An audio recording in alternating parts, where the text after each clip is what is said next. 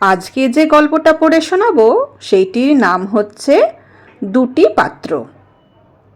বর্ষাকাল, প্রবল প্লাবনে নদীর দুই কুলি জোয়ারে জলে ভেসে গিয়েছে। চারিদিকে শুধু জল আর জল। প্রকৃতির নিয়মেই কয়েকদিনের মধ্যেই আবার বন্যার জল কমতেও শুরু করলো। ঠিক সেই সময়ই দেখা গেল নানান জঞ্জালের সাথে একটা তামার পাত্র ও আর একটা মাটির পাত্র পাশাপাশি ভেসে চলেছে। তামার পাত্র মাটির পাত্রকে ডেকে বলল, বন্ধু, তুমি তো দেখছি নরম মাটির তৈরি, কাজেই দুর্বল প্রকৃতির তো তুমি। একটু আঘাত লাগলেই কিন্তু গুড়িয়ে যাবে।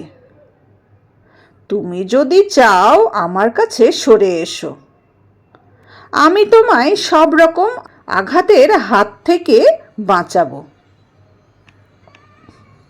মাটির পাত্র জবাব দিল, বন্ধু, তুমি যে আমার সুরক্ষার কথা ভেবেছ সেই জন্য তোমাকে অনেক ধন্যবাদ জানাচ্ছি।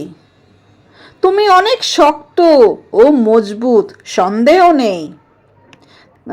তাই তোমার কাছে যেতে আমি ভয় পাচ্ছি ভাই। দেখছো তো আমি খুবই দুর্বল এবং ভঙ্গুর। হঠাৎ যদি তোমার সাথে আমার ধাক্কা লাগে তবে কি হবে ভাবো তো? তখন আমি চূর্ণ বিচূর্ণ হয়ে হাজারো টুকরোতে পরিণত হব, তাই না? বলো তো, তাই নয় কি? হ্যাঁ, তাই হবে, ঠিক তাই হবে। যদি তুমি সত্যিই আমার ভালো চাও তবে দয়া করে আমার কাছে থেকে দূরে থাকো প্লিজ, তাইলেই আমি খুশি হব। এই বলে মাটির পাত্র তামার পাত্র থেকে কিছুটা দূরে গিয়ে আপন মনে ভাসতে ভাসতে এগিয়ে চলল। এই গল্পটা থেকে আমরা কি শিক্ষা পাই বলো তো? এই গল্পটা থেকে আমরা এটাই শিক্ষা পাই যে শক্তিশালী প্রতিবেশীদের থেকে দূরে থাকাই শ্রেয়। তার মানে কি?